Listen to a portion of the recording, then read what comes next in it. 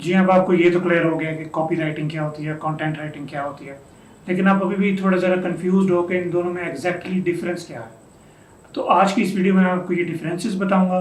दूसरा मैं ये आपको बताऊंगा कि आप ट्रांजिशन किस तरह से कर सकते हो कंटेंट राइटिंग से कॉपी राइटिंग की तरफ। तो शुरू करते हैं बगैर किसी डिलेस के। अस्सलाम वालेकुम, Shahzad Khan back with another video. और इसमें वीडियो में हम लोग ज़रा थोड़ी डिटेल में जाने लगे हैं कि कॉपी राइटिंग और कंटेंट राइटिंग में डिफरेंसेस क्या हैं, और अगर आपने ट्रांजिशन करना है तो आपके पास कौन सी स्किल्स होनी चाहिए to become a copy writer.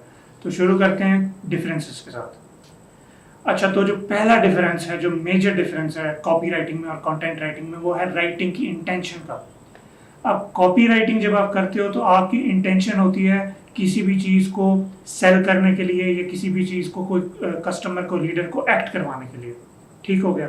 अब इसमें आप मल्टीपल मुख्तलिफ तरीके अपनाते हो, कोई टेक्निक्स अपनाते हो कि आपका रीडर एक फनल से होता हुआ एक पूरे फ्लो में होता हुआ गुजरे और आपके उस एक्शन पे या ऑप्ट इन करे या आपको ईमेल दे दे या कोई चीज़ परचेज कर ले।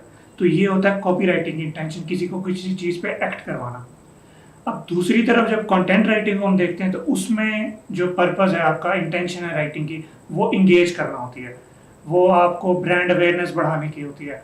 आप उनसे ब्लॉग पोस्ट लिखते हो, उनसे डिस्कशन करते हो, वो किसी भी टॉपिक पे हो सकती है, वो रैंडम हो सकती है, उसमें बहुत सारे लिंक्स ऐड होते हैं कि जी याद है जी फोर्ब्स ने ये, फॉर इंस्टेंस आप लिंक डाल देते हो फोर्ब्स का कि जी फोर्ब्स की रिसर्च है, तो वो बंदा फोर्ब्स की वेबसाइट पे कभी जा रहा है, फिर आपकी वेबसाइट पे आता है, फिर वहाँ से आपका आर्टिकल पढ़ता है, ब्रांड इंगेजमेंट होती है, आप उसको ब्रांड के बारे में बताते हो, तरीक़ाकारों के बारे में बताते हो और मल्टीपल चीज़ों के बारे में बेसिकली इन्फॉर्म करते हो उनको। तो ये होती है कंटेंट राइटिंग। दोनों में जो दूसरा डिफरेंस है वो होता है टाइप में, कि आप क्या टाइप की चीज़ लिख रहे हो। फॉर इंस्टेंस कॉपी राइटिंग की अगर मैं आपको एग्जांपल दूं तो कॉपी राइटिंग में सेल्स रिलेटेड चीज़ें होती हैं, sales pages, sales emails, funnels, और इसके अलावा एड कॉपीज फेसबुक की या इंस्टाग्राम की, और आप इसके अलावा VSLs होते हैं, वीडियो सेल्स लेटर्स, और ये सब चीज़ें होती हैं, ये कॉपी राइटिंग की डोमेन में आती हैं। जबकि दूसरी तरफ कंटेंट राइटिंग है वो टोटली ऑपोजिट है। क्यों? उसमें ब्लॉग पोस्ट आ गए, आर्टिकल्स आ गए, मैगजीन के लिए कुछ लिख रहे हो, ई बुक्स लिख रहे हो, किसी का आप फॉर इंस्टेंस कोई न्यूज़ लेटर लिख रहे हो, तो ये सब चीज़ें आ जाती हैं कंटेंट राइटिंग में। तो ये इन दोनों में टाइप ऑफ राइटिंग जो आप कर रहे हो उसका भी डिफरेंस हो गया। जो तीसरा डिफरेंस मैं आपको बताने लगा वो थोड़ा आप लोगों के लिए हो सकता है, काफ़ी लोगों के लिए नई चीज़ हो। वो ये है कि चार्जिंग का तरीका डिफरेंट होता है इन दोनों में। फॉर इंस्टेंस अगर आप ब्लॉग पोस्ट लिखते हो तो आप कहते हो जी वर्ड काउंट डिफाइन होता है कि 500 वर्ड्स के लिए 500 वर्ड की ब्लॉग पोस्ट लिखूंगा तो मैं जी $150 लूँगा, फॉर इंस्टेंस $100 लूँगा। मल्टीपल रेट्स होते हैं, लोग 10 में भी लिखते हैं। लेकिन जब बात करते हो आप कॉपी राइटिंग की, तब वर्ड काउंट्स को भूल जाएं।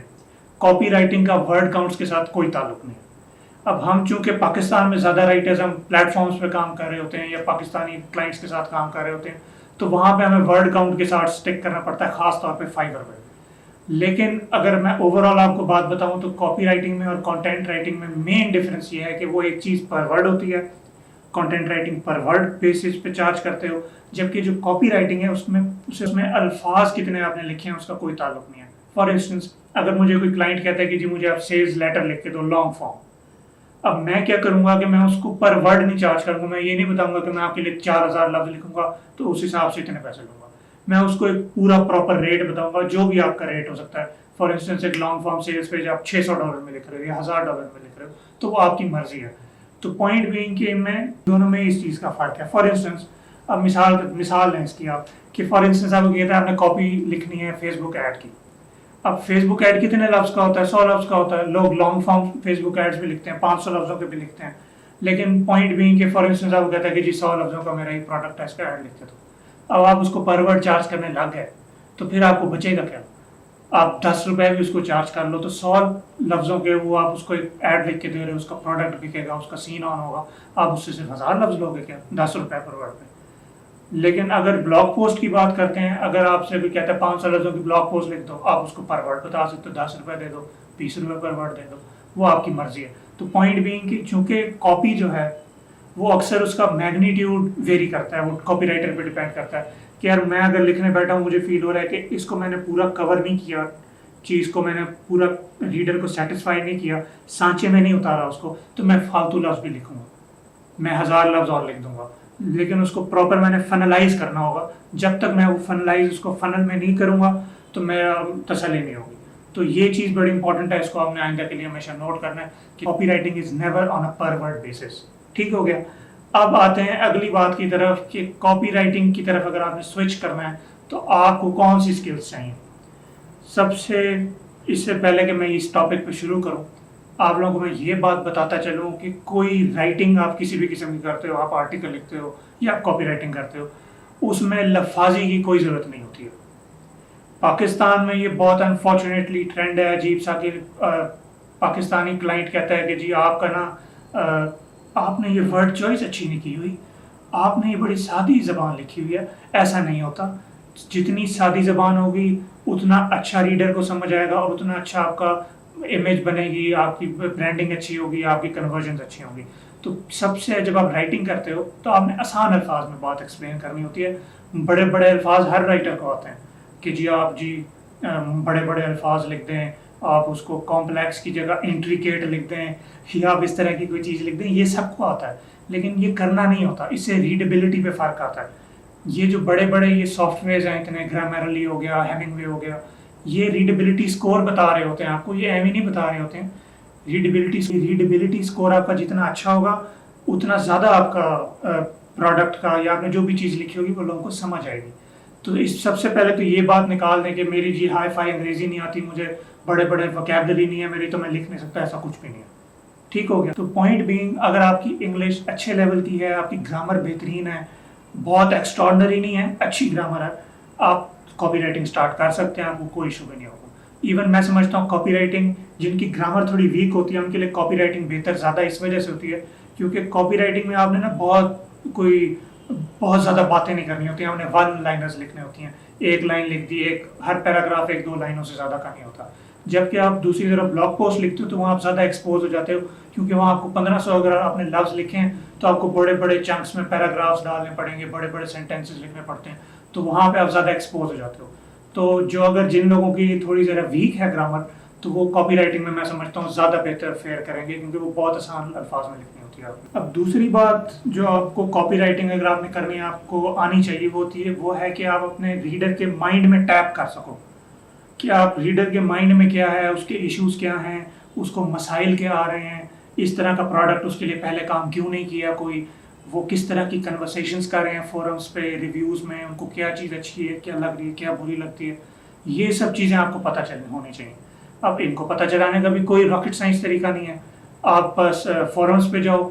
फॉर इंस्टेंस अगर आपको कोई कोचिंग नीश का क्लाइंट आता है, कहता है जी मुझे सेल्स पेज लिख दो, तो आप उनकी उससे रेलिवेंट फोरम्स में जाएं, फोरम्स में लोगों को पढ़ें क्या कह रहे हैं, उससे रेलिवेंट अगर कोई बुक है उस अमेजोन पे किंडल पे पढ़िए तो उसके रिव्यूज़ देखें, लोगों की ज़बान समझें, वो समझें, उनके इश्यूज समझें, उनका दर्द दिल पहचानें। जब ये सब चीज़ें आपको अपने रीडर के बारे में पता चल जाएंगी तब आप ऐसे कॉपी लिख लोगे कि वो हुक होगा ही हुक। अच्छा, मैंने यहाँ हुक का लफ्ज़ इस्तेमाल किया। अब अगला पॉइंट मेरा यही है कि अगर आप अपने रीडर को इंटाइस कर सकते हो और उसको हुक्ड रख सकते हो थ्रू आउट द पेज, तब आपका सीन ऑन हो सकता है कॉपी राइटिंग में। अब हुक किस तरह रखना होता है उसको कि आपने फनल करना होता है, यूँ समझे एक सांचे में उतारना होता है क्लाइंट को, अपने रीडर को, सॉरी, आपने एक लाइन दूसरी लाइन से कनेक्ट हो रही है और वो उसका दिल बस नहीं चल रहा कि वो बस पढ़ता जाए पढ़ता जाए पढ़ता जाए। अब इसमें यहाँ पे इंपॉर्टेंट चीज़ ऐड होती है जो कि है स्टोरी टेलिंग। अगर आप स्टोरी टेलिंग को होन कर सकते हो ना, स्किल को, तब आप बहुत अच्छे कॉपी राइटर बन सकते हो। बेशक आपकी बहुत ज़्यादा कोई एक्स्ट्रॉर्डनरी है, अंग्रेज़ी नहीं आती है आपको, ग्रामर आपका बहुत बेहतरीन नहीं है, कोई मसला नहीं है, आप कल को एडिटर रख सकते हो, कुछ भी हो सकता है, कोई वो उस तरह के इश्यूज़ नहीं है। लेकिन आपको रीडर को हुक करना आना चाहिए, उसको सांचे में उतारना आना चाहिए, और दूसरी चीज़ आपको उनकी पेन पॉइंट्स के अंदर टैप करना आना चाहिए। ये तीन चीज़ें बड़ी इंपॉर्टेंट। अगर आपने कॉपी राइटिंग में स्विच करना है, इन तीन चीज़ों के ऊपर फोकस करें। अच्छा, तो ये तो आपको कह रहे हो कि आपको समझ आ गई चीज़ें, क्या स्किल चाहिए, क्या टाइप है, डिफरेंस क्या है, ओके हो गया। लेकिन अब आप इस चीज़ पे हो कि आखिर ये सीखना कहाँ से है, तो उसका बड़ा आसान तरीका है। इंटरनेट पे जी बहुत सारे रिसोर्सेज अवेलेबल हैं, यूट्यूब पे इवन अवेलेबल। एलेक्स कटोनी का चैनल हो गया फॉर इंस्टेंस, डैन लोक ने भी थोड़ी सी इस कॉपी राइटिंग के बारे में बताता रहता है, फ्रैंक कर्न हो गया, इसके अलावा गैरी हेल्बर्ट के बोरॉन लेटर्स आपने लाजमी पढ़ने हैं। उसके अलावा स्वाइप.co एक वेबसाइट है, वहाँ पे सारे स्वाइप फाइल्स उन्होंने मेंटेन की हुई हैं। नेवल मेदोरा एक है, वो कॉपी राइटिंग कोर्स वाला हजरत, उसकी आप कॉपी पढ़ सकते हो। लेकिन ये थोड़े भी ज़रा नए नए लोग हैं। पुराने लोगों पे अगर जाओ तो फ्रैंक कर्न, मैंने आपको बताया, वो बहुत बड़ा लेजेंड आदमी है, मैं तो उसका बड़ा पुराना फ़ैन हूँ। उसके अलावा डेविड ओगिलवी है, उसकी वो मैं समझता हूँ कि वो कॉपी राइटिंग का उस्ताद है, फादर ऑफ कॉपी राइटिंग है। उसकी कोई बुक आपके हाथ लगती है वो पढ़ें। और भी बहुत सारी मल्टीपल बुक्स हैं, मैं आपको डाउन द लाइन बताता जाऊँगा उनके बारे में जैसे जैसे हम आगे प्रोग्रेस करते हैं इस चैनल पे। तो उम्मीद करता हूँ आप लोगों को क्लियर हो गई होंगी चीज़ें। कोई भी आपका क्वेश्चन है वो मेरे से पूछें, कमेंट्स में पूछें, मेरा फेसबुक का ग्रुप ज्वाइन करें, वहाँ पे मैं लाइव सेशंस कर रहा हूँ। आजकल मैंने जूम सेशंस किए हैं, वहाँ पे भी रिसेंटली लोगों को गाइड किया, उनकी फाइवर प्रोफाइल्स रिव्यू किए, उनको कोई हेल्प आउट करना था वहाँ हेल्प आउट किया है। तो कोई भी क्वेश्चन है जी, किसी भी तरह का कोई सवाल, कोई कन्फ्यूजन, तो मेरे से लाजमी पूछें, बिला झिझक पूछें। See you soon, thank you so much for your time.